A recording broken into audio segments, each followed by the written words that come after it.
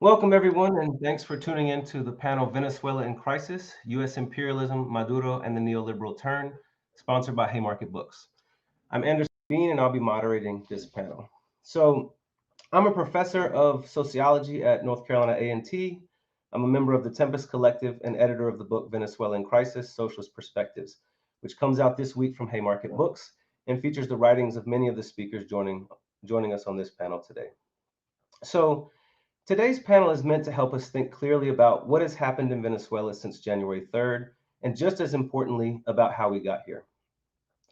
So on January 3rd, the United States carried out a direct military operation against Venezuela, bombing targets in Caracas and several surrounding areas, striking civilian and energy infrastructure, killing more than 100 people, and forcibly removing the sitting president Nicolás Maduro and his wife, Deputy Celia Flores. Almost immediately afterward, President Trump declared that the U.S. would run Venezuela until a so-called safe transition took place. Language that signals not democracy, but neocolonial tutelage. This was followed by explicit threats to other countries in the region. But this moment also marked something larger than Venezuela itself. It signaled a new phase of U.S. imperial aggression, one defined by open seizure of political authority, the imposition of neocolonial control, and blatantly discarding international law whenever it obstructs with Washington's goals. In effect, January 3rd was the moment when even the pretense of a rules-based order was abandoned. At the same time, this did not emerge out of nowhere. For years, and especially throughout 2025, the Maduro government had already hollowed out the gains of the Bolivarian project enacted under Chavez through wage repression, labor discipline, secret privatizations, and authoritarian rule, all while invoking anti-imperialist rhetoric. That counter-revolutionary process weakened the social forces that might have resisted an external assault and fractured popular anti-imperialist sentiment. At the same time, Maduro was negotiating extensively with Trump, offering sweeping concessions over oil, mining, foreign partnerships, and geopolitical alignment. The invasion represents not only an imperial escalation, but a moment of hegemonic crisis management, an effort by the United States to reassert hemispheric dominance under conditions of decline and to use Venezuela as a demonstration case for the region, particularly to discipline states that hedge with China, Russia, or Iran, a showy display of force to make an example for others. What followed is equally revealing. Rather than installing a traditional opposition figure, the US recognized Maduro's vice president, Delcy Rodríguez, preserving the ruling party and much of the existing state apparatus while extracting even deeper economic and political concessions, particularly over oil, trade, and foreign relations. We now face a situation that can be described as Madurismo without Maduro, continuity of repression and neoliberal opening, but now under direct imperial pressure. This form is not about choosing between imperial intervention and authoritarian rule. It's about rejecting both. We want to critically oppose the invasion as illegal and imperialist, while also confronting how the Venezuelan state, before and after January 3rd, undermined democracy, sovereignty, and working class power. And we want to challenge narratives that either celebrate the US invasion or demand uncritical loyalty to a Venezuelan state that has systematically weakened the very forces needed to resist imperial domination. So with that framing, I want to introduce our panelists. So first we have Simón Rodríguez, who is a Venezuelan socialist writer and journalist. He was a student organizer and became professor at the Universidad de los Andes. He was a member of the national leadership of the Socialism and Freedom Party. He ran as a candidate for the National Assembly in 2015. He was a founding member of La Clase.info and VenezuelanVoices.org. He has published articles in Humanidad del Sur, NACLA Report on the Americas, The New Arab, and Rebellion. He has published on dozens of electronic outlets, and his articles have been translated into 6 languages. He has given talks and lectures in Argentina, Brazil, Cuba, and the Dominican Republic. He is co-author with Miguel Sorans of the book Why Did Chavismo Fail? A Left Opposition Balance Sheet. Yoleti Bracho is a Venezuelan political science researcher currently teaching at the University of Avignon in southern France, who studies authoritarian governance and popular mobilization in Venezuela. Emiliano Terán is a sociologist from the Central University of Venezuela and has a master's degree in ecological economics from the Autonomous University of Barcelona. He's a PhD candidate in environmental science and technology at the same institution. He is also an associate researcher at the Center for Development Studies in Venezuela, and a member of the Observatory of Political Ecology of Venezuela. And the final speaker is Gonzalo Gomez, who was a leader of the Socialist Workers' Party from the 1970s to the 1990s. He was a key figure in the regroupment of Trotskyism in Venezuela and was a critical supporter of Hugo Chavez and the Bolivarian Revolution. He participated in the Popular Revolutionary Assembly against the coup in 2002. Gomez was also a co-founder of the alternative media site Aporea.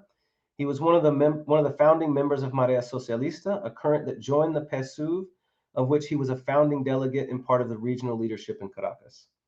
In 2014, Marea was excluded from the PSUV and then broke with the Maduro government. Gomez participated for several years with the Citizens Platform for the Defense of the Constitution, with several former Chavez ministers.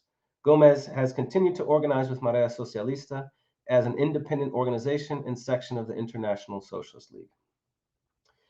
So with that, let's move on to the panel. So the first question that I have for you all is about the invasion itself. So US officials justified the January 3rd attack by framing it as a law enforcement or counter-narcotics operation, despite that there was any credible evidence to support that claim.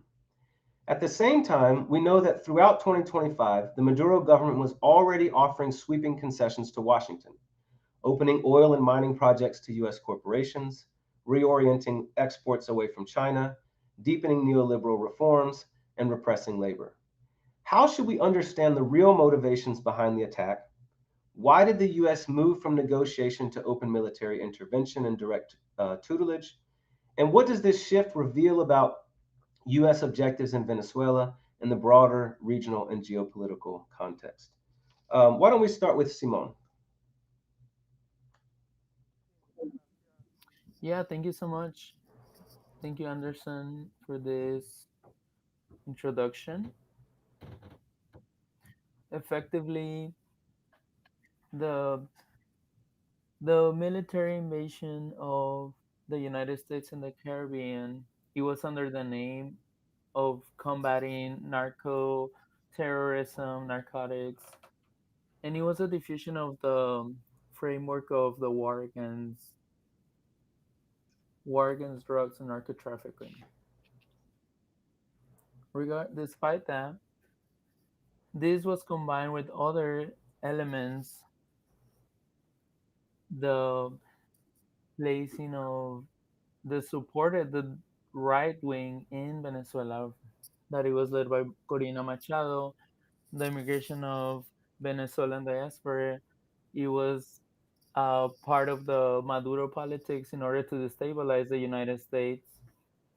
And the Venezuelan government not only was heading a cartel named Cartel of the Soles, but it was also heading the Tren de Aragua gang.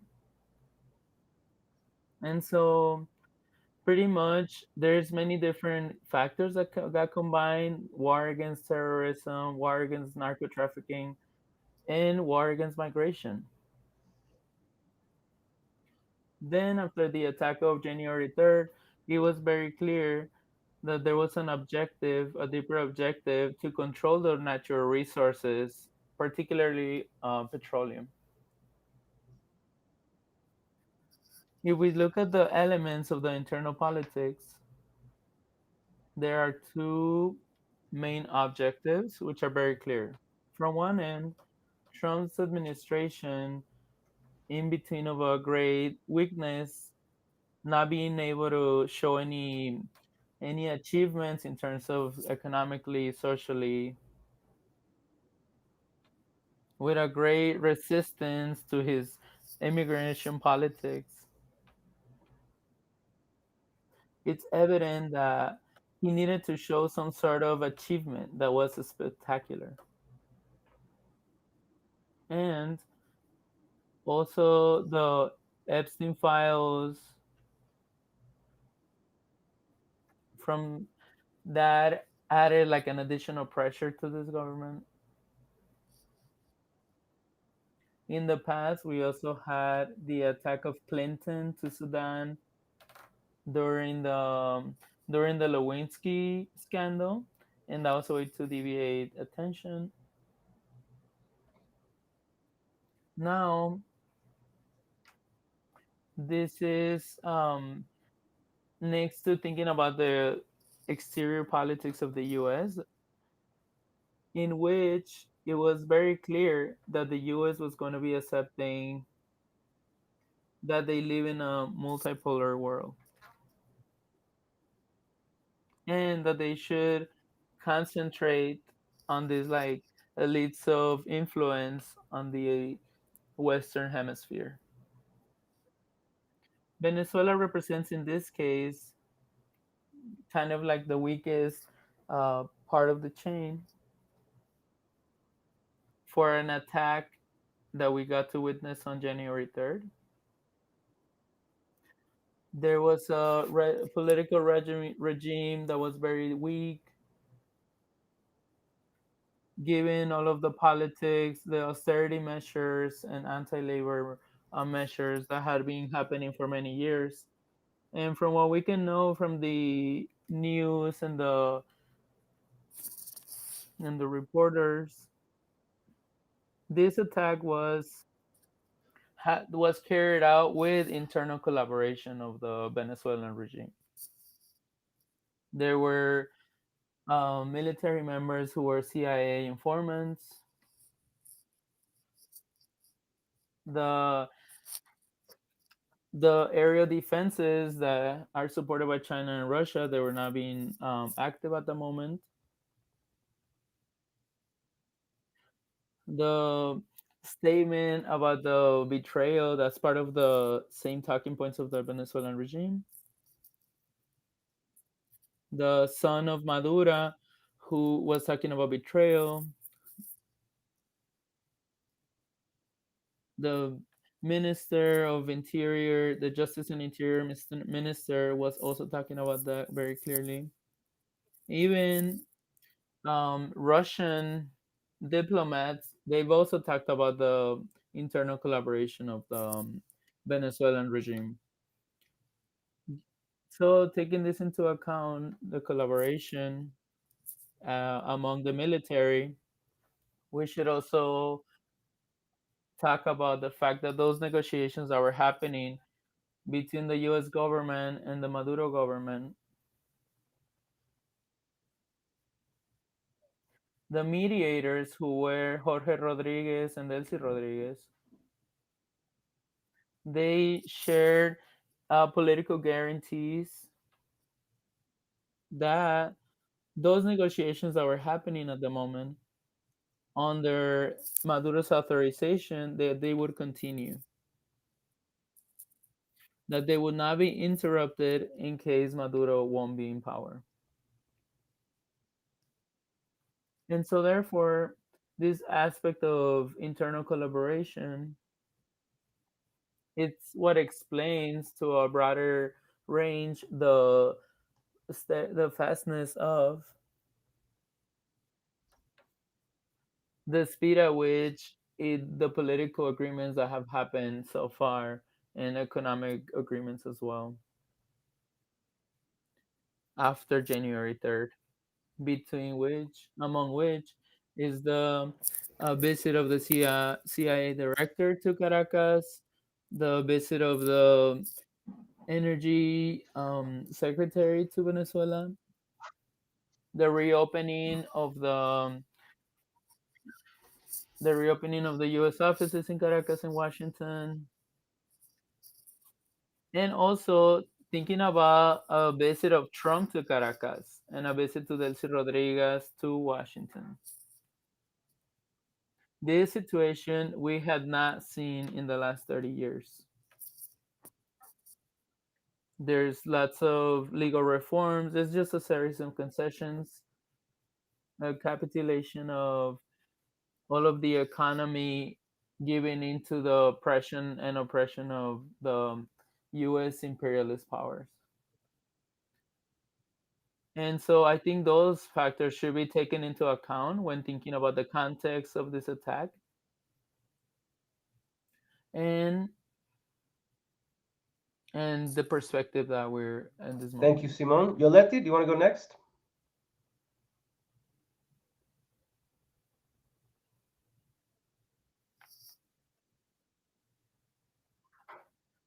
Hi, I'm in agreement with Simone in their very different aspects. First of all, thinking about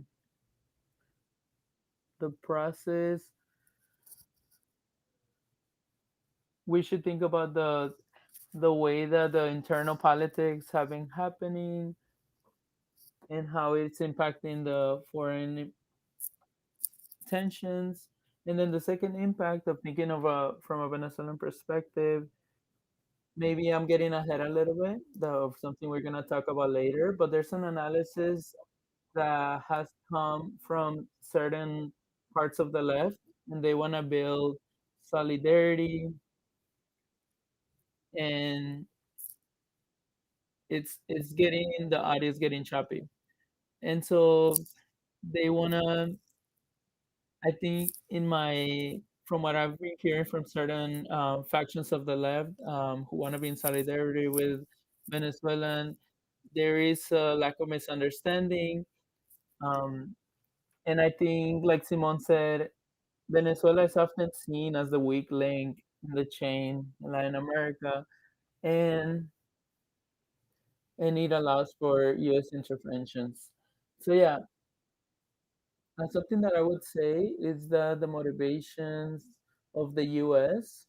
are very specific to the Trump government, specifically to Marco Rubio as Secretary of State, given that given that the history, his personal history and his political history, it's very clear that coming to the position as Secretary of State, his goal is to create that vision of what he thinks is a reorganization of politics in Venezuela, in Cuba, and all of Latin America, and create a right wing elevate those forces, not just in the U.S. but all over the Latin America, and create shifting those values of the conservative right that they've been building up in the last years.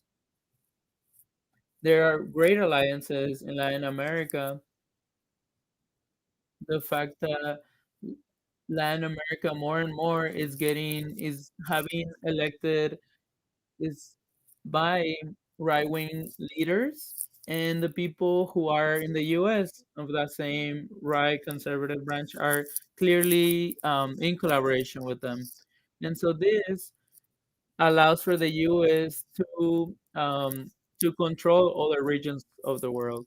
So if they can do that to Venezuela on January 3rd, then that also sends a message to Iran. That also sends a message to Russia in terms of what's possible.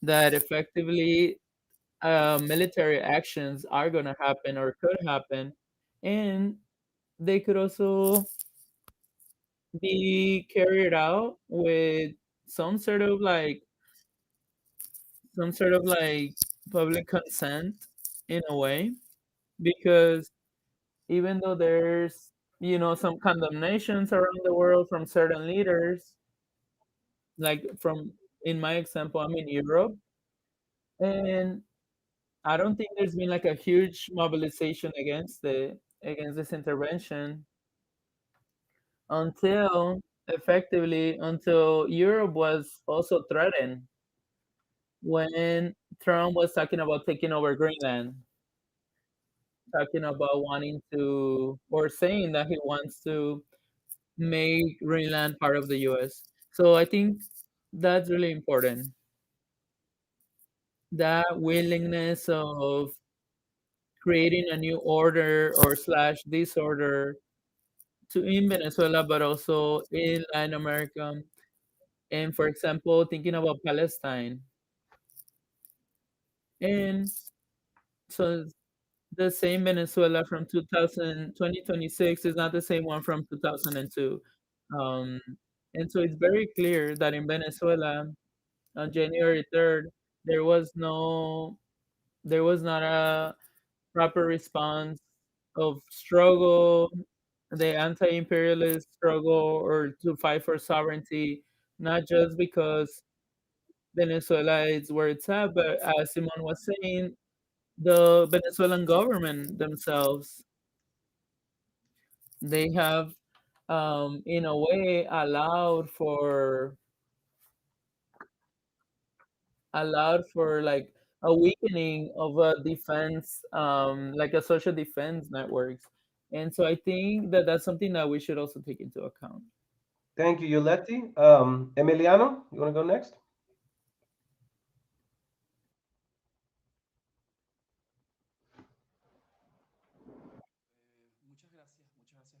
Well, thank you. Thank you very much for the invitation and greetings to our colleagues who are also a part of this panel. Okay, I think that there's a lot of alignment with what's already been shared. I think that there's a clear connection, not necessarily negotiation and military action go separately. The action with force has gone hand in hand, especially last year in 2025.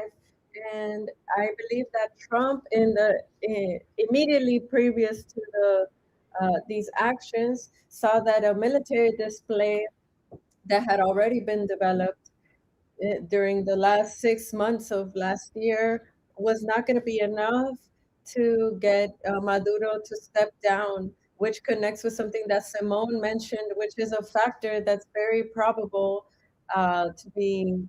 It has very clear signs of there being levels of concertation or, well, convenience in the action that offers the opportunity for that attack beyond technical and territorial matters, which other points we're going to deepen that. But it hasn't been mentioned yet, or perhaps it has been mentioned. I'm going to make it a bit more explicit.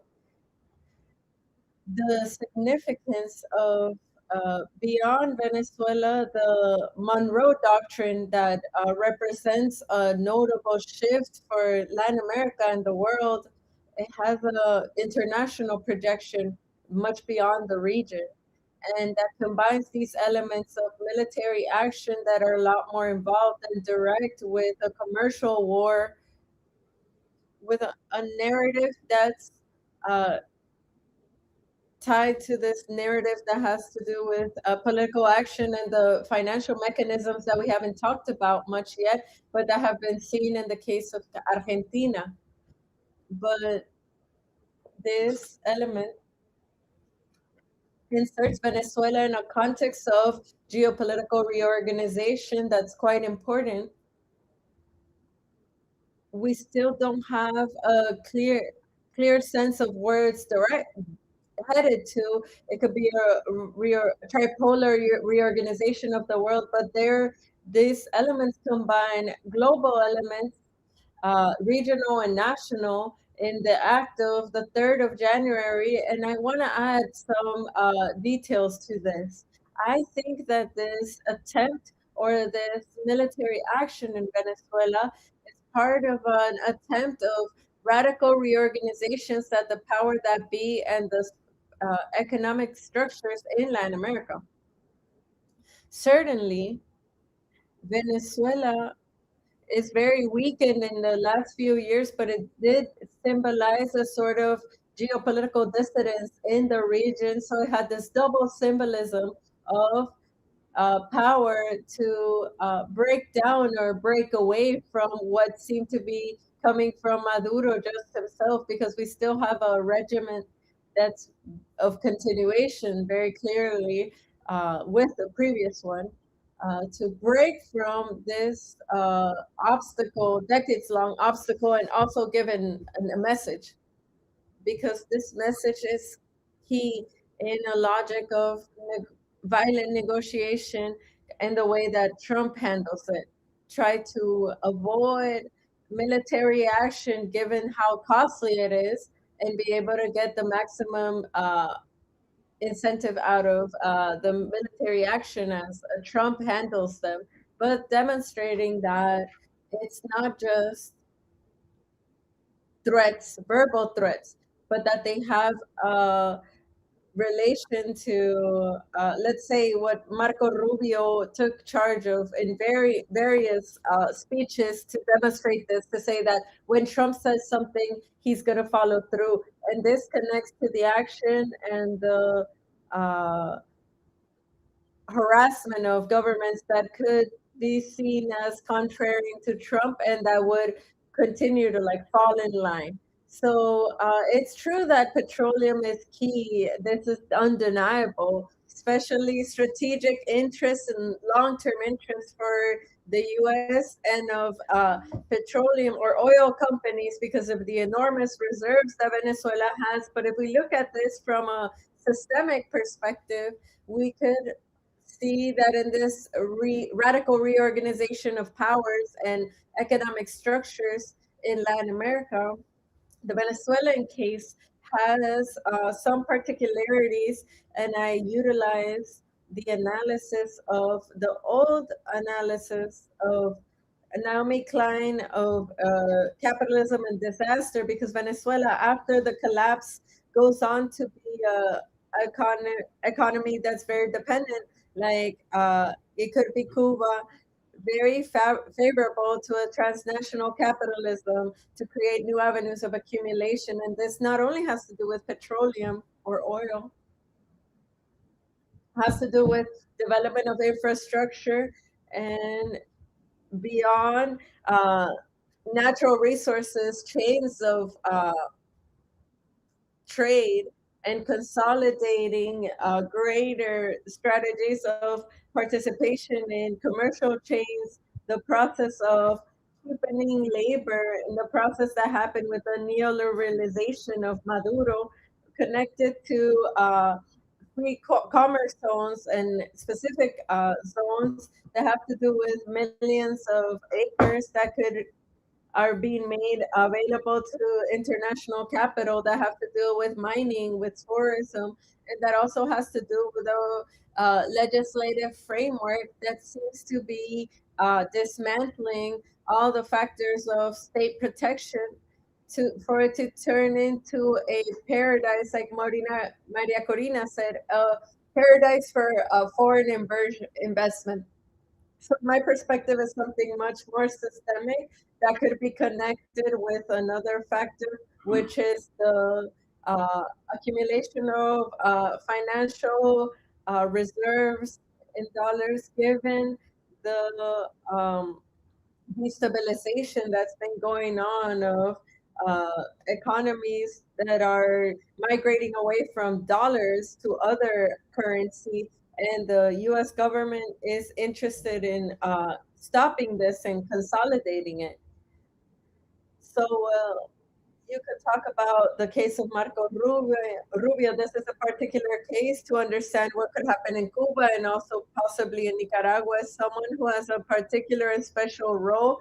Even the case of Epstein could be another factor, and the migration issue, which is a matter of interest, which in their focus, it could be a way or one of the ways of to neutralize. So closing out this point, I would add these elements as well, insisting in these factors, local, territorial, regional, and in a moment of geopolitical divisions that are quite important. Thank you, Emiliano.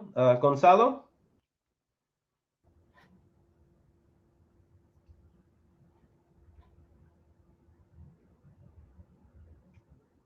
Yes, thank you. Well, my greetings to all those joining us today, coinciding a lot with what's been shared by previous speakers. I can comment that regarding the real motivations behind the January 3rd attack and the process of negotiation to subjugation, the the supposed fight of the U.S. against narco trafficking is just a political facade to give a moral cover or pseudo legal cover to what's essentially an aggression against a sovereign state. It served them to be able to mask up and depoliticize that fact, centering it as a technical operation, like a enforcement operation, hiding away the real content, which is taking away sovereignty and control and taking away, yeah, sovereignty. Those are the elements that are there without showing real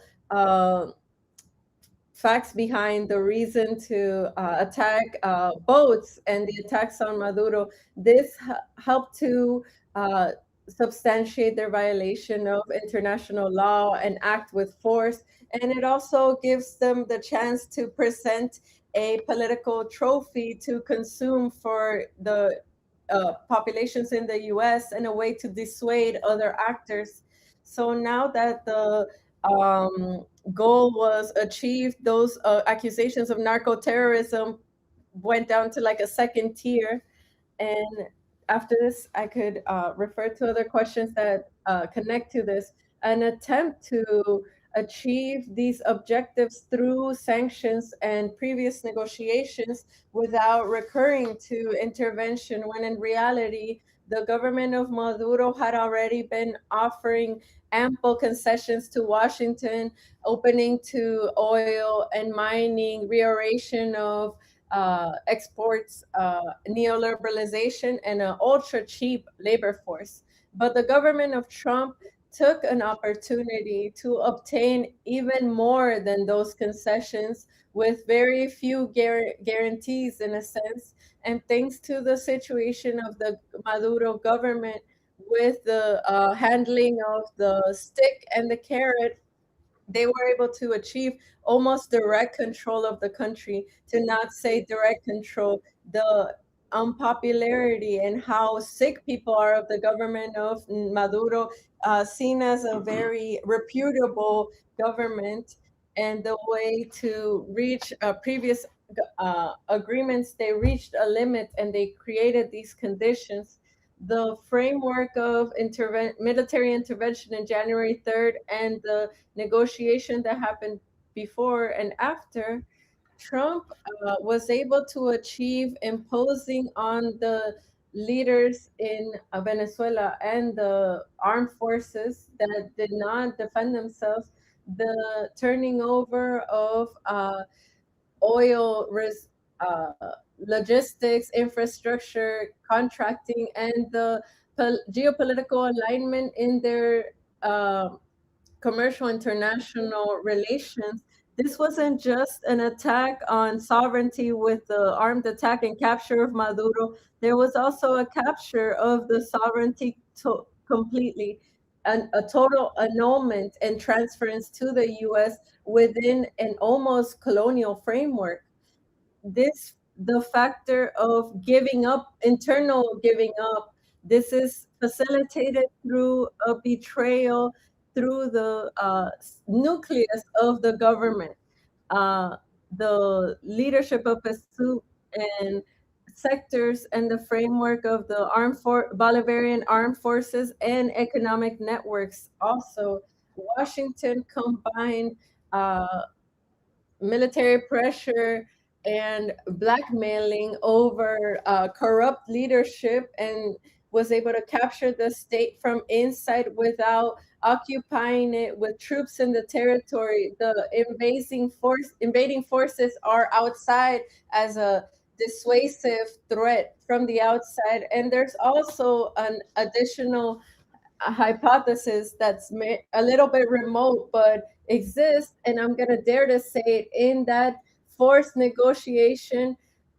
bring Maduro, before, during, or after, trying to find an exit that's administered for his personal situation, if they reduced or reoriented, as it seems, the accusations in U.S. courts that creates the open space for the uh, opening of a golden exile in the future, and part of the goal of the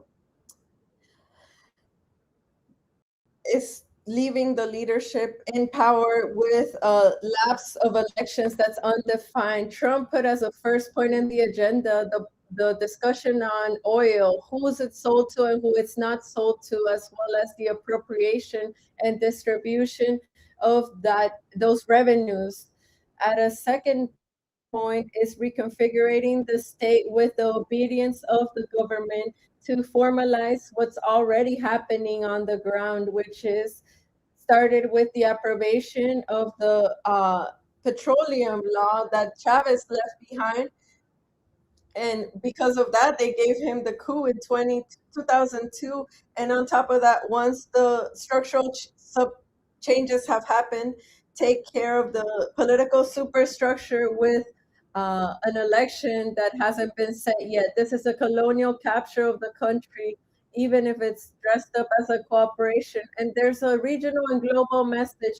Venezuela is becoming a exemplary case of Russia, China, and Iran. It's not enough to do sanctions. If there's no negotiation, there's a direct coercion. And if there was, the objective of the invasion was more profound, close the margins of autonomy in Venezuela through the control of the state and its revenue. But of course, I close all of this. Uh, this is inscribed within Trump's offensive at a global level in our region, especially to reinforce the hegemony of the United States, as he has indicated with his pretensions with Greenland, Panama Canal, Panama, Canada, Colombia, Mexico, and Cuba. Thanks, comrades. Um, so just a few months ago, um, longtime right-wing Venezuelan opposition leader Maria Corina Machado won the Nobel Peace Prize. She's maintained close relations with Trump and other U.S. officials for years and has repeatedly called for U.S. intervention. So it came as a surprise to many that after the invasion and removal of Maduro, Trump opted to recognize Delcy Rodríguez, Maduro's former vice president, as the head of the new government governing arrangement, preserving much of the existing state apparatus instead of installing Machado. How do we understand this move? Um, why don't we start with Yoleti this round? Gracias. Bueno, creo que Yeah, thank you so estos much. temas, digamos, de la... I think this topic about Marina Corina Machado has to do with the perspective of the U.S. thinking about the guardianship or like neo-colonial guardianship of the state. If we think, if we keep in mind the three stages that have been happening in terms of the before the event and after the event, it was very clear that for the Trump administration, that days after, they had a three-stage plan for Venezuela, and it was about stabilization, recuperation, and quote unquote regaining democracy. Again, keep in mind that what Trump calls democracy is not necessarily what we would call democracy. So in that, keeping that in mind, in terms of the stabilization and the economic recuperation, definitely there was a lot of interest of the U.S. economically. In that context, Delcy Rodriguez and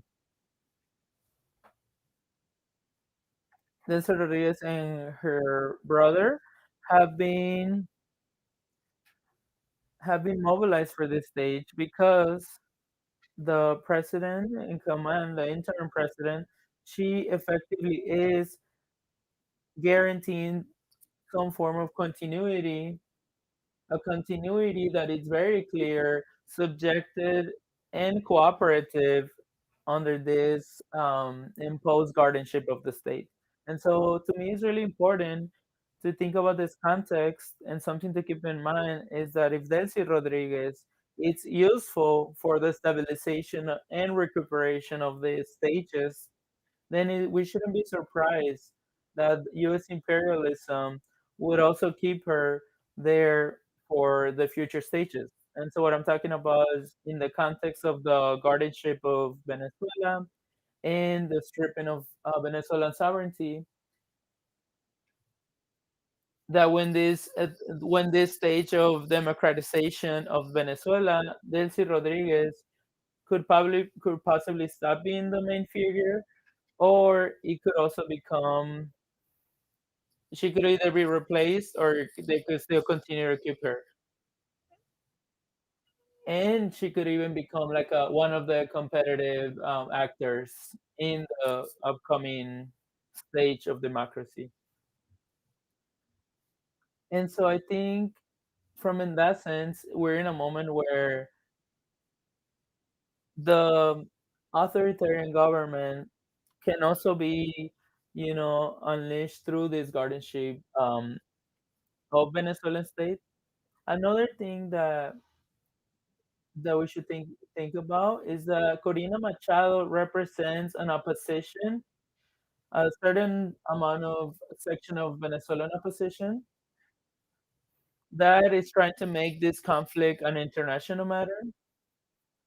This also has they have left the country because of the different restrictions that have happened inside the country, as well as making this a more international matter. And they became fully dependent on Trumpism. And so I know that everything that happened last year about the Nobel Prize and that Trump wanted it, and all of this, it had to do with displacing all of these individual figures of how the person who guarantees peace internationally is that relationship between them that has been deepening through the different interests of the US and of the opposition, which has been in conflict with each other, to be able to, a lack of being able to guarantee the stability of this transition. And so something that I think is very important, that even right now that we're in the stage of recuperation or restabilization of the economy, she's not part of that. And right now my question is also, I think when we talk about this topic, we should keep both options open, and at the same time, those different options that are sovereign, that are democratic, that are for the left, they're gonna be subjected to the authoritarianism within Venezuela, but also that imperialism that has the objective of any type of leftist emergence of power. Thank you, Yoleti. Emiliano?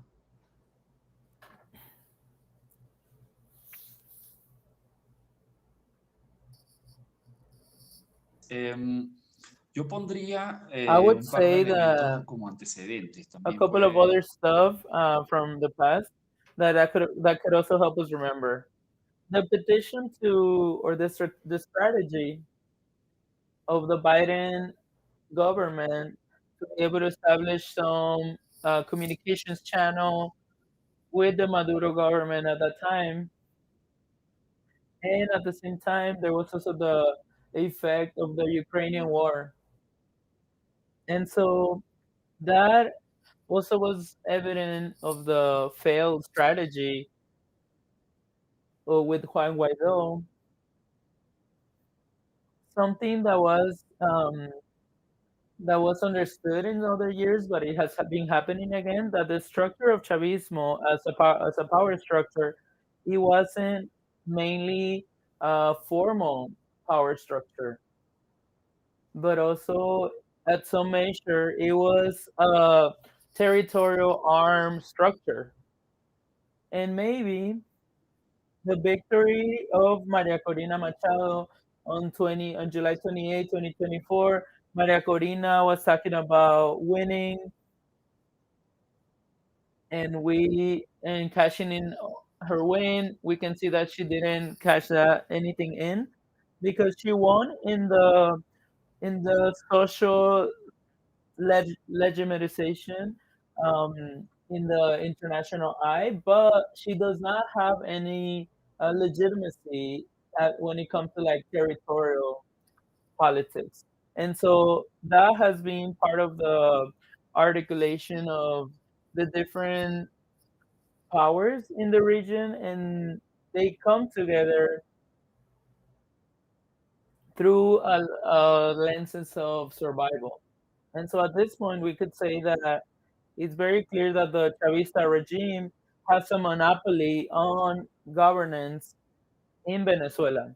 And from my perspective, this is a factor that makes Trump, or it makes very evident for Trump, that there's no way to guarantee this process of disarming a political system and a government, and a particular government, without having some sort of governability. And given that the main factor that was going to guarantee that was actually that structure. So even if the head is out of the president, taking that out, the structure still exists because it is a structure, and it's a complex structure. It's not just, it is a very comprehensible structure that is composed of armed factions that guarantee certain level of security in the country. The same government called the political arm structure within the country that has police bodies, military bodies, and they also have been terrorizing the population, and they also have additional like paramilitary structures that function in the different neighborhoods, territories in the country, and that does not have any competitors. The only competitors to that type of armed structure is actually the U.S. military, and so that's it's very evident that the governability is only guaranteed through the current government. And so that is not like that's a very important factor that we should consider, given I know that there's different types of um, different types of challenges and opinions. I do think that I don't think that Delcy's government has any type of growth. I do believe that they have a very limited autonomy or agency to act, given, and I think it has to do with controlling the monopoly of governance in that country. Having said that, the questions that are there that I would like to pose is that if Trump has a plan for to dismantle eventually, step by step, this structure, this arm structure, he's trying to do it without a lot of expenses. And so he also doesn't know what would happen for this to be disassembled. But I don't think it's a unilateral conversation. And there's also risk. There's also internal risk, potential breaks of this structure, given that during that process of dismembering this structure, some sectors will be left out. And in order to survive, they're going to have to pretty much carry an uprising. And so that will create a very complex scenario for the country. Thank you, Emiliano. Gonzalo? Gonzalo? Okay. Sí, enseguida. Bien, Yes, ¿por well, qué Trump why reconoce a does Delcy Trump Rodríguez y a recognize María Delcy Corina? Rodriguez and not Maria Corina Machado? for Trump to recognize Delcy Rodriguez instead of installing Maria Corina based on the historical analysis of Machado's relationship with Washington shows that for Trump, the essential is not to reward his ideological ally, but to apply what, according to his point of view, a better mode of guaranteeing now a negotiated governability with the least resistance while they consolidate the recapture of oil and the geopolitical alignment of the Venezuelan state, which was already accepted. That's what they call stabilization and transition. But it also turns out that Maria Corina Machado, with her behavior, had already transferred to Trump all of her leadership and lacked any sort of essential resources of power, military, social, and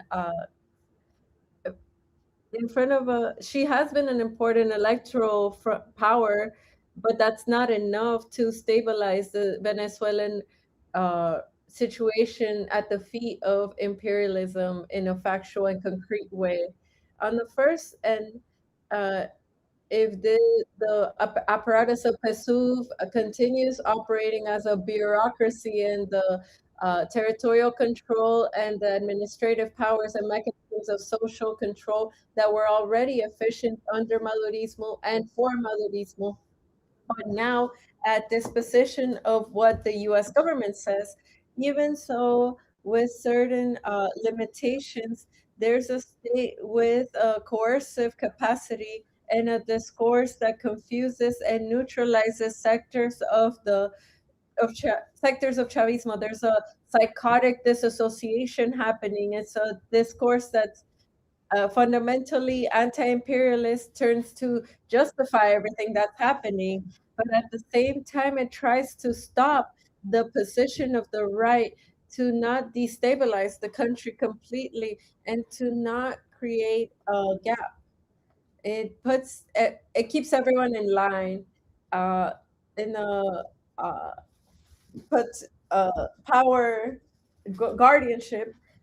It's not enough to occupy the state. They could occupy it from the inside through the giving up of their leadership, but it continues to threaten with an imperialist violence, even if they say that that's no longer an option because they're satisfied with Delcy Rodriguez. It's a formula that reduces the need to occupy the country with troops.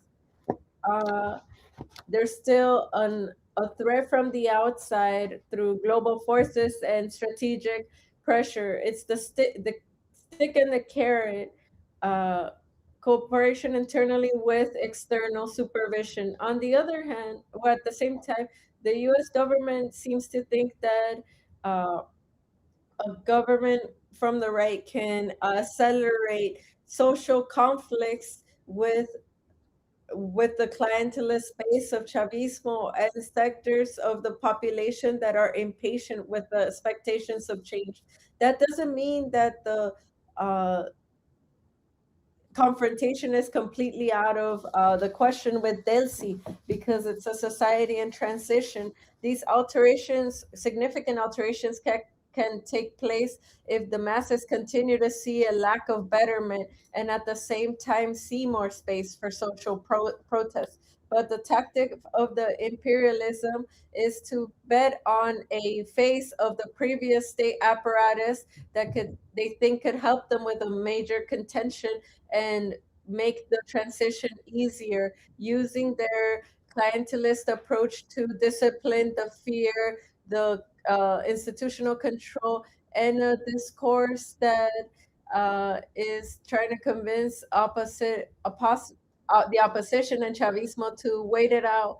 It means holding back the right wing opposition and the Chavismo in this current uncertain situation that's imperialist, as well as the population and the working class more generally.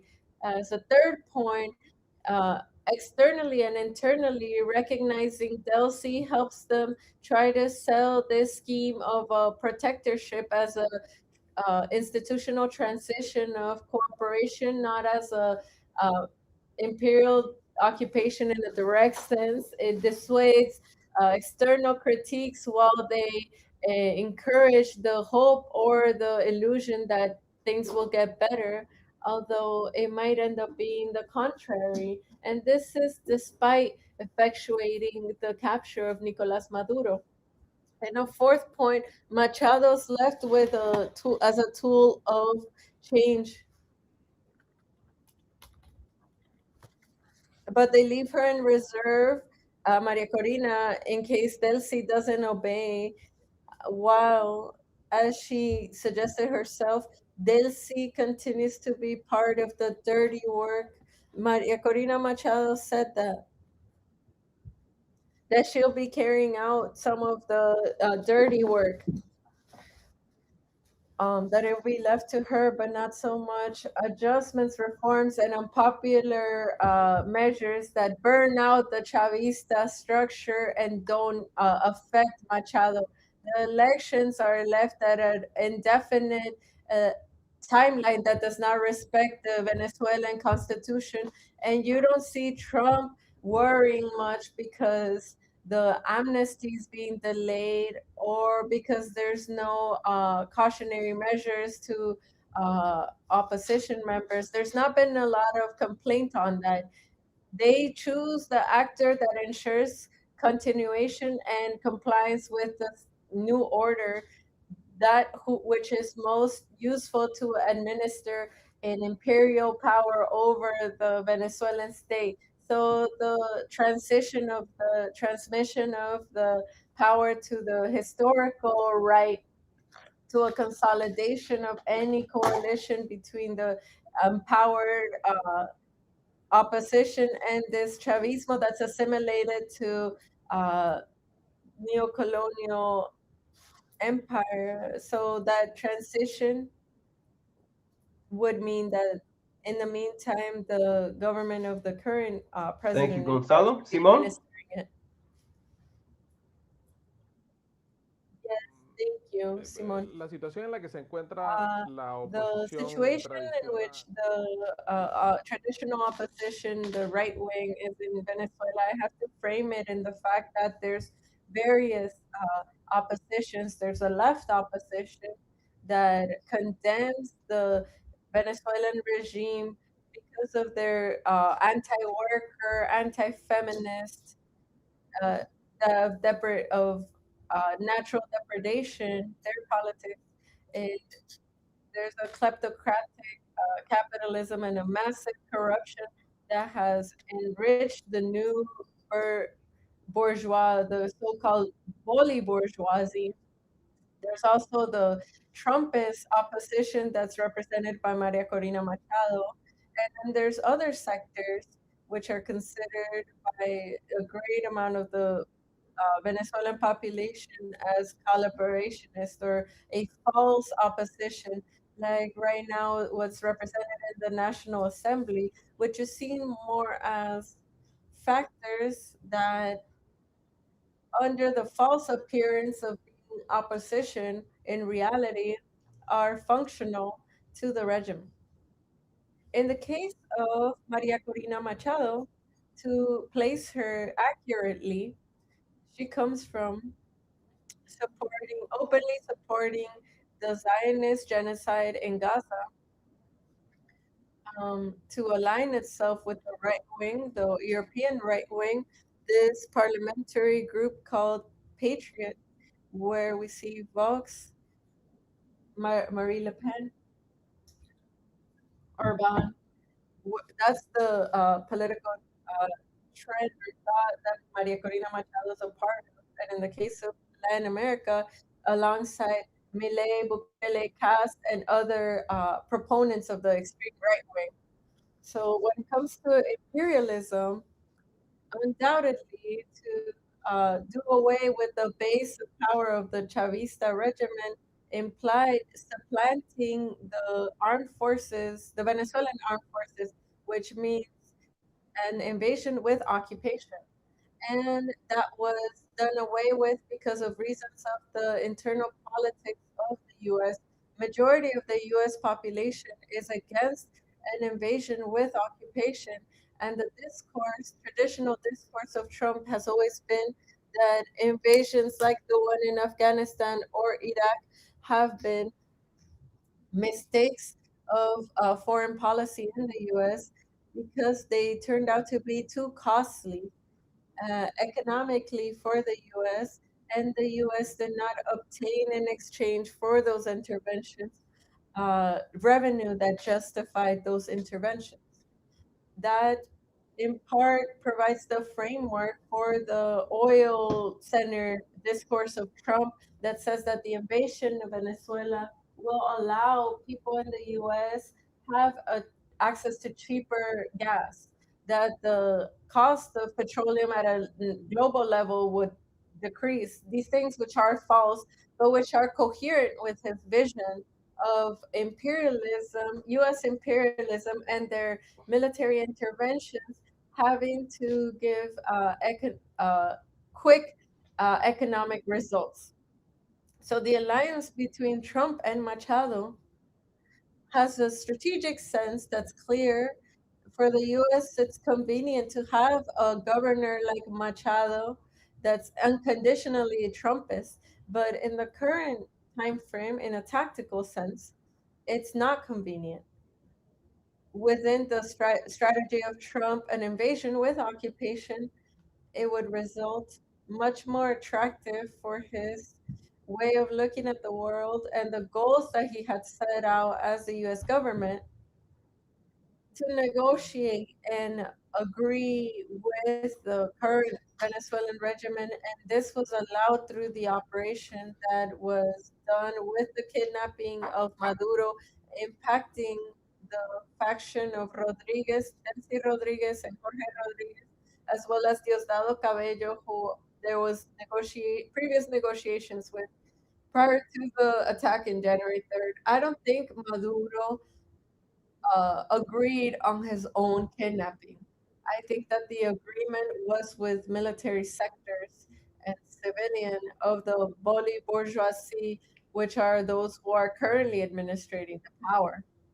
In any case, those pathetic and ridiculous gestures from Machado gifting her Nobel Prize to Trump can't be interpreted as any other way but of a great weakness. Trump, who's a gangster, understands perfectly that someone who comes and kneels before him to kowtow to him does it from a place of great weakness and from its impossibility of doing anything within Venezuela to shift the power, much less to use their political power in Florida to influence the electorate in Florida towards Trumpism to accelerate that process of that supposed transition so that we have an idea. Machado set up in an interview something very modest that she felt that it was technically possible to organize elections in a year that any person knows that it could happen. Elections can be organized in less than a year, and that was enough for reactions from officials from the U.S. government saying that they resented those declarations from Machado and that they considered that she was sabotaging the U.S. strategy legally under the terms of the Venezuelan constitution. They would have elections would need to happen within a time frame of 6 months from the absence of the president, in this case Maduro, beyond the fact of a de facto president, him being a de facto president, but accepting the official thesis and the Venezuelan constitution, there would have to be elections in 6 months, and that's totally out of the question by the U.S. government and Machado because of her total subordination to Trump. She has also adapted to the thesis that that transition needs to happen in a time that's in the determinate, uh, beyond that lapse of 6 months, and they could also take Delcy Rodriguez to the terrain of having taken over more than half of the mandate that was fraudulent on behalf of Maduro, that she would get to finish out that administration, given that she's achieved more than 3 years, which is what the Constitution says, that if you run through more than half of your administration, uh, you have to culminate, even if it's an interim presidency. So that's a little bit of what's Thank you, shared in Simón. this. Y también los compañeros, debido al tiempo, vamos a saltar la pregunta 3 y pasar a la pregunta 4 para la ronda Due final. to the time, we're gonna skip the question 3 and gonna Okay, go to so question 4.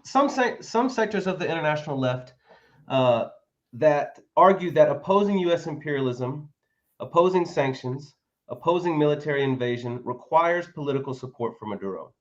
And now for Delcy Rodriguez, of course. Sometimes framing the current moment as part of an ongoing revolutionary process led by a civic military police alliance. How do you respond to this interpretation? How should the left distinguish between defending a country against imperial attack and endorsing a state project that uses revolutionary language while dismantling independent popular organization, labor rights, and democratic space? What are the political stakes, especially for the US left, when solidarity with peoples is collapsed into loyalty to states? And what does meaningful international solidarity with the Venezuelan people actually require and not require? And finally, given the current balance of forces, US imperial aggression, a weakened and authoritarian state, and a fragmented popular movement, what does meaningful international solidarity with the Venezuelan people actually require today? What should it avoid? And what paths for genuine social transformation from below remain open? Gonzalo, let's start with you.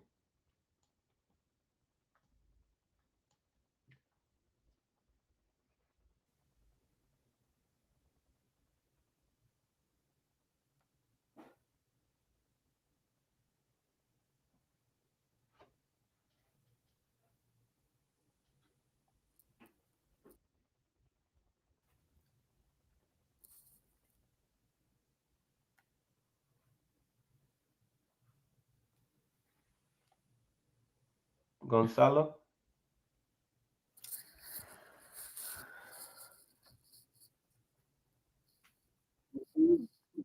Oh yeah, my bad. Sorry, I didn't hear my name being called. Bueno, sobre qué revela la transición So what does the transition reveal? y cómo caracterizar al gobierno How to de characterize the que government desplegó y fundamentalmente, ¿no? of Delcy and PSUV. La llamada This called transition, this so-called transition, Gonzalo, ya va. that it's going, with the removal, kidnapping Sí, of estamos Maduro. contestando pregunta 4. Oh, sorry, we're answering ¿Tú question puedes 4. oírme? Can you hear me? Gonzalo, estamos Gonzalo, can you hear me? Sí, Did we skip estamos 3? saltando Yeah. número 3, estamos contestando número Yeah, we're 4 gonna debido al answer tiempo. number 4 due to Entonces, si time. tú quieres Sorry. contestar el último, el cuarto. If you wanna pregunta. answer the 4th one, please go ahead. No, está I bien. didn't understand. All right, so let's talk about the way forward, right? What are the risks? What are the decisive struggles? The responses against imperialism? That is understood as support for Maduro and Delcy, and that is demanding like a solidarity with, that it's internationalist and real, Sí. right? Yeah. Well, to defend the country against an imperialist invasion, that doesn't mean the same thing as giving credibility and legitimacy to an authoritarian neoliberal government. From a revolutionary Marxist, anti-capitalist, and anti-imperialist perspective, we should defend the countries that are on the periphery, that are dominated by power, and the indifference of classes continues to be a standard, a baseline.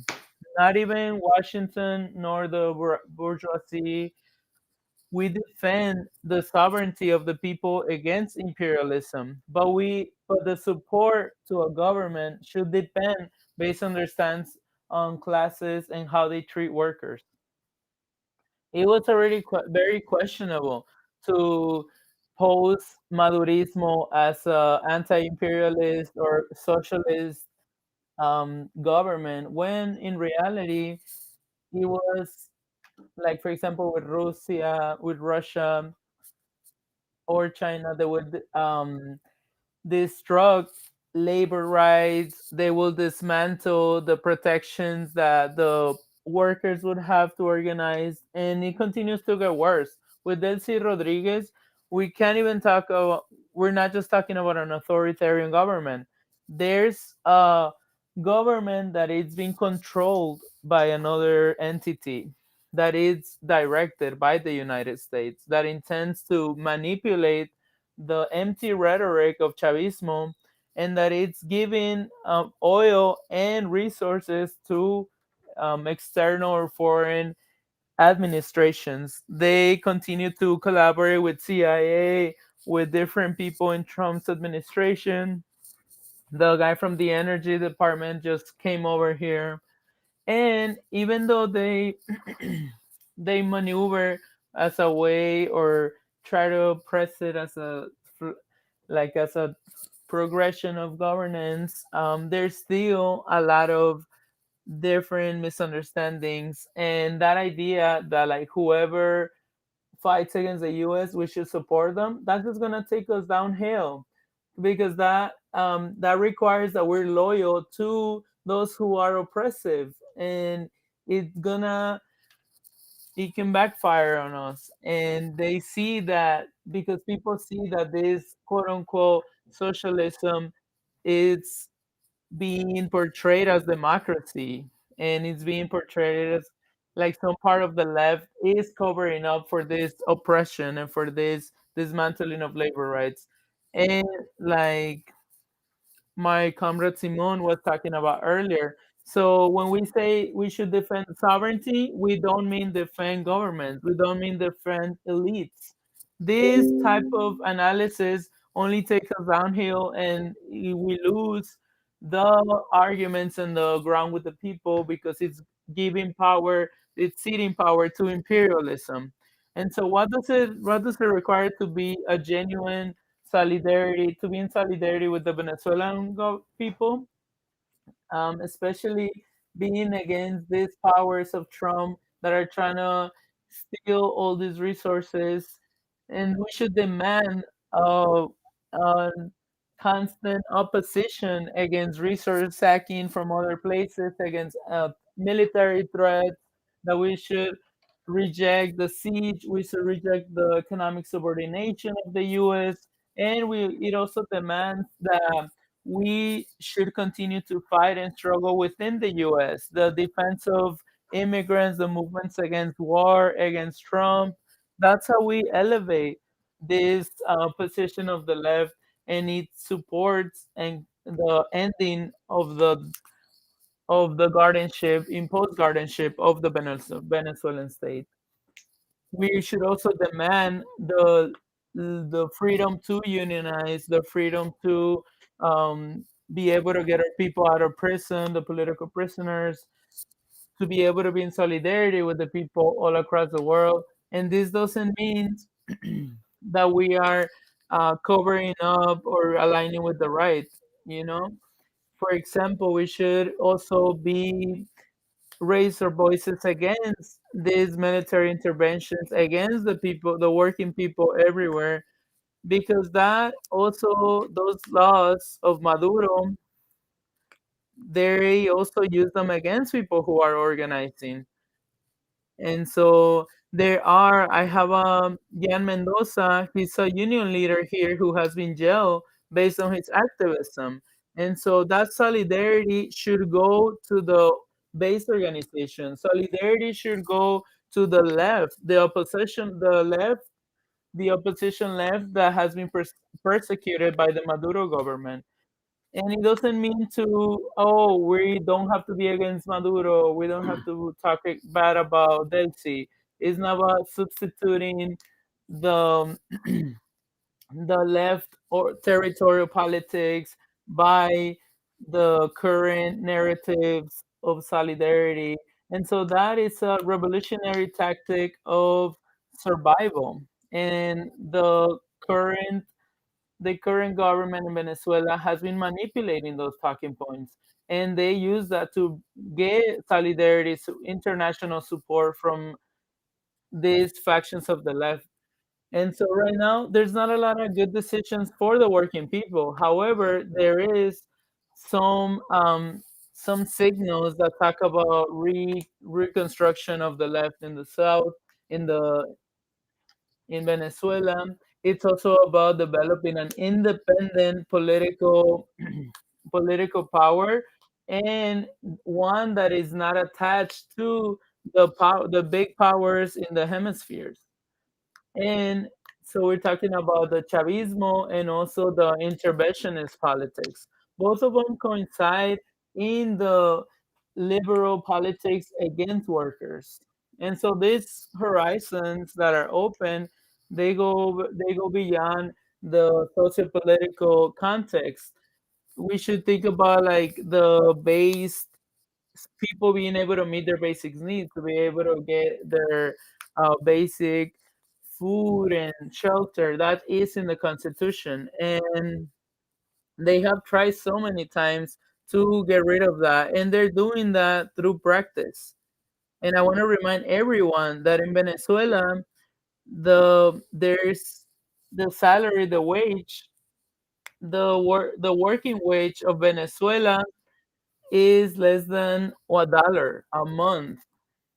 And that depends, from different other informal ways of income in order to survive. And so this that I'm highlighting, I think that can create a protagonism from the popular sector and the left. And we need action against authoritarianism inside Venezuela, but also against interventionism from the U.S. And so this requires a regrouping, a political regrouping that is anti-capitalist, anti-bureaucracy, and that it's consequently anti-imperialist, based on the worker democracy and popular struggle. Chavismo talked a lot about this, and it was key.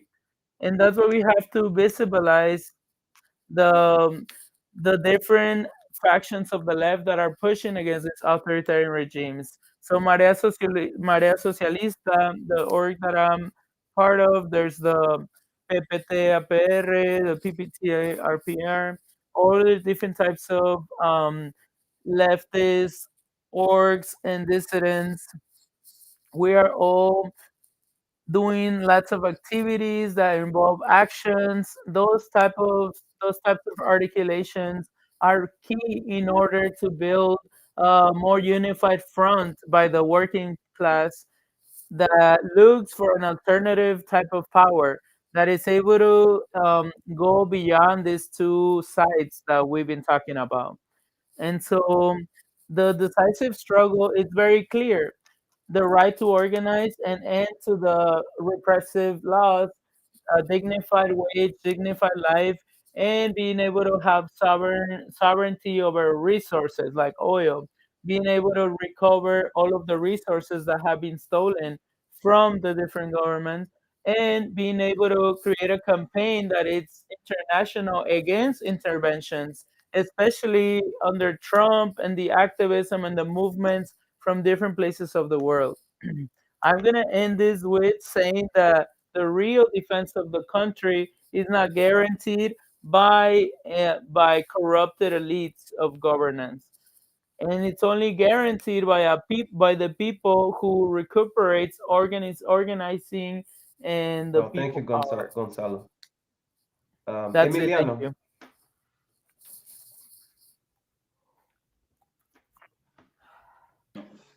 Muchas gracias otra vez. Thank you again. Sí, yo creo que Yeah, I think that unfortunately it's this interpretation of these left sections in the in different parts of the world it's an erroneous, analysis.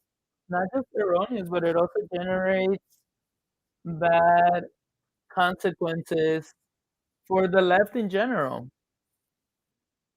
Also, it's also judged by these consequences. And so there's one thing that we should look at.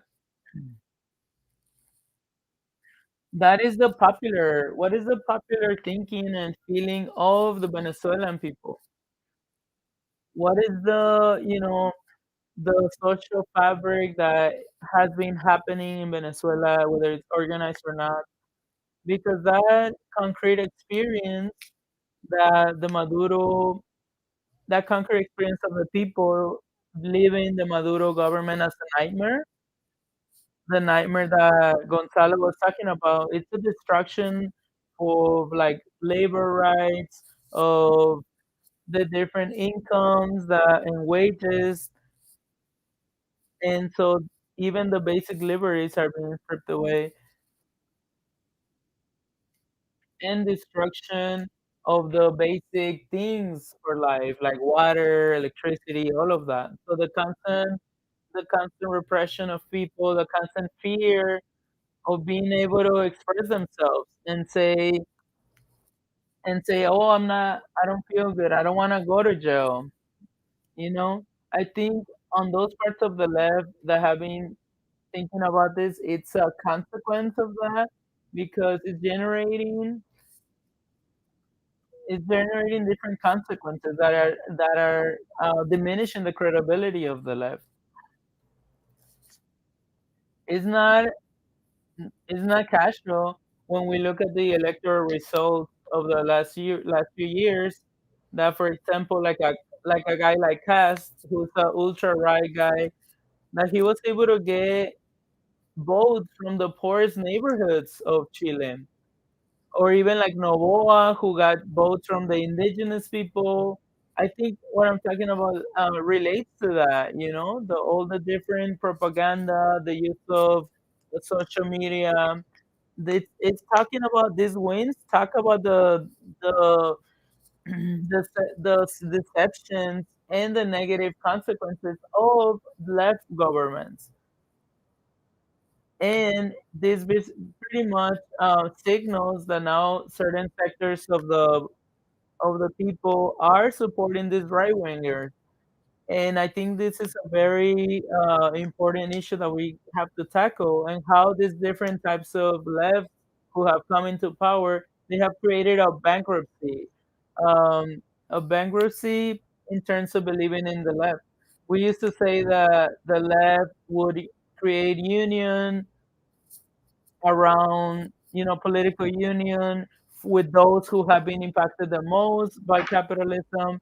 But unfortunately, given these situations that have been tragic and dogmatic, this is the reality. So here's a lesson that we need to learn that is very clear from these experiences, from this from these goals and aspirations not being met by leftist governments.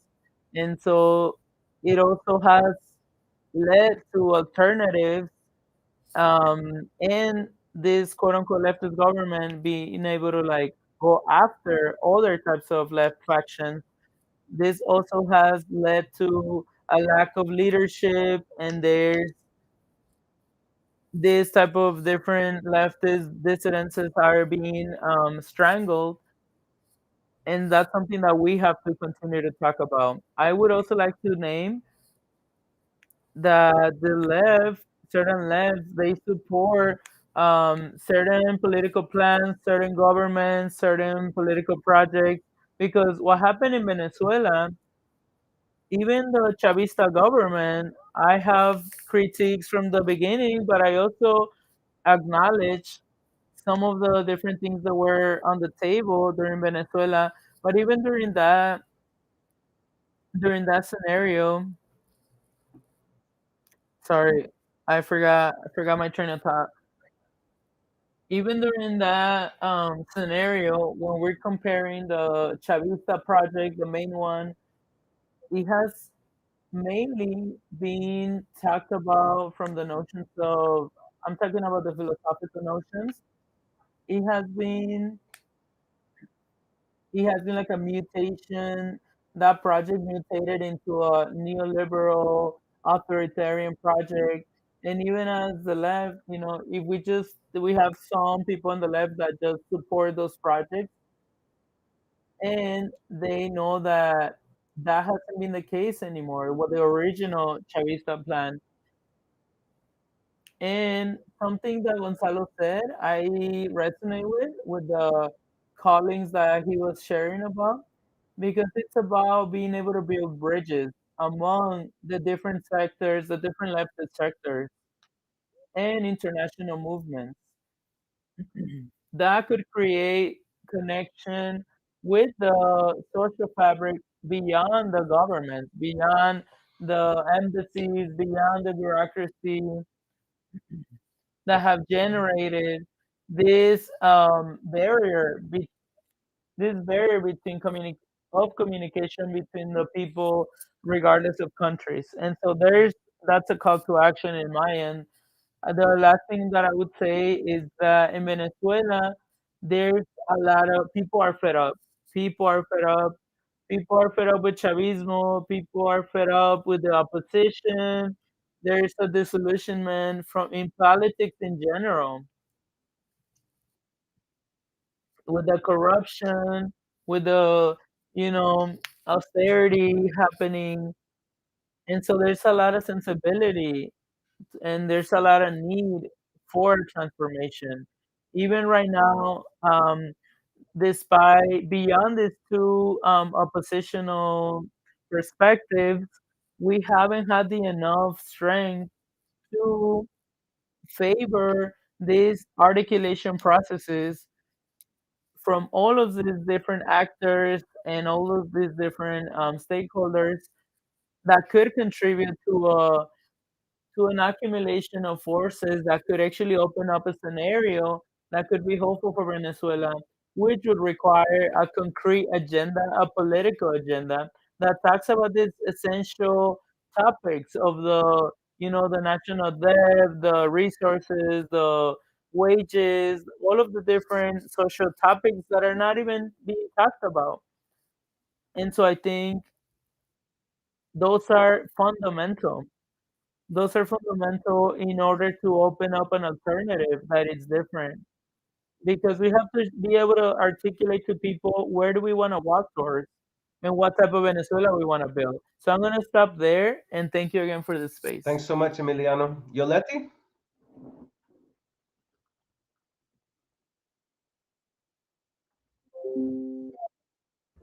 Yes, thank Para you. mí, en este contexto me Well, parece que hay for como me, in posibilidad. this context, it seems as though there's possible impact that I would propose.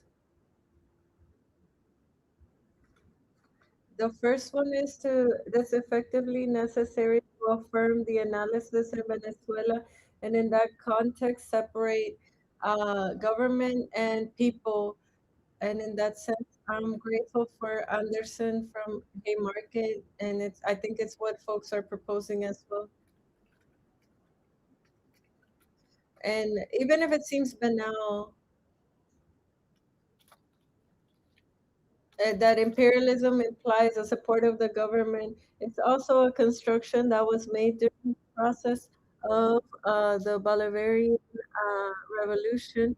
And this has a consequence that for a long time, well, I don't want to go too into that, but the fact is that we tied the government with a socialist project. This happened during a time where the Bolivarian Revolution was attracting a lot of people, right? Brigades from Solidarity Brigade went to Venezuela for long periods of time to work, also to do brief visits, and that analytic and strategic link that was constructed during a cultural moment continues to be to support the analysis. So that's of like refining and updating the analysis to de desegment the ideas of imperialism, socialism, and the people. It implies or requires breaking that certain intersections that have certain forms of solidarity and attraction to the Bolivarian revolution are not the appropriate ways to read what's happening currently. To update that analysis and refine it, it's clearly necessary then reconstruct links with the current working reality in Venezuela. This is a very different type of effort. I can say that I'm at the Venezuela where a lot of people came to learn what was happening in the revolution, and also the scenario of no one coming while the repression was happening. When all of these things were happening, no one or very few from the outside were there to bear witness of what was happening, as well as simply link themselves from a place that isn't that of the big meetings that are financed by the government, but from a place of effectively seeing a much more complexity in terms of logistical and political matters. But that's absolutely necessary to understand and refine. And so this also has to do, let's say, the fact of refining the analysis and creating links has to do with what we can concretely do in terms of international solidarity with the people, Venezuelan people, not the government, but the Venezuelan people, because when we link up with the orgs that are on the ground, we understand first, we give ourselves the opportunity to understand better the situation and also what is happening. And I think that in that moment, this is the time to listen and to effectively uh, tend to and understand the necessities and agreements we could come to collectively. Obviously, these sort of conversations happen more in spaces that are more close than this one. However, what I can say is that there's necessities that are very classical that have to do with matters of communication, safe communication, which implies well having access to a VPN, to say something very practical, but that could be sufficiently important to guarantee that organizations in Venezuela can communicate among themselves and with the outside, as well as other needs that have to do with the coordination of comrades who have needed uh, be outside, and even in that case to be able to well be in safety or from that place on the outside be able to gather up forces to support what they're carrying out. So I think those three stages, refine, link up, and understand the needs from the inside, they're key stages to carry out solidarity. Thank you, Yoleti. Simone, you've got the final word.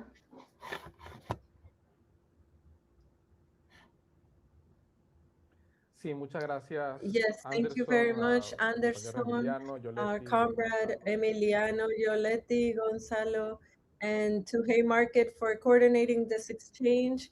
I believe that it's good to clarify that to oppose ourselves to the military and economic and political aggression from the imperialism to a country with the characteristics of Venezuela, that's in a country in the periphery with dynamics that are neocolonial. You don't have to be synced up or sympathy for the Venezuelan government. In the same way that to oppose the invasion of Iraq on behalf of the government of Bush, it was not necessary to support the regime of Saddam Hussein or to oppose Afghanistan, the invasion of Afghanistan, you had to solidarize yourself with the Taliban, or with the invasion of Panama in 1989, you didn't have to say that Noriega represented a patriotic or socialist regimen or anything close to that. In the case of Venezuela, evidently, we come from condemning the economic sanctions that have started since 2017, condemned the naval blockade that started last year, the military attack of January 3rd. And in all those positions, it's very important that syndicalist organizations, popular leftist organizations at an international level, position themselves very clearly. That might seem something almost above mentioning, but it's not like that. For example, we saw a positioning from the Union of Dock Workers in the US affiliated to this AFL-CIO, where they were demanding the US government to put as a condition in his handling of Venezuelan petroleum for tankers that transport the petroleum leaving Venezuela, for them to have to be US flag, have US flags. Well, that's an example of what is a position that's a syndicalist bureaucracy in the US that's completely contrary to the internationalism and socialism. So, what would be a true internationalist position and working class position or proletarian?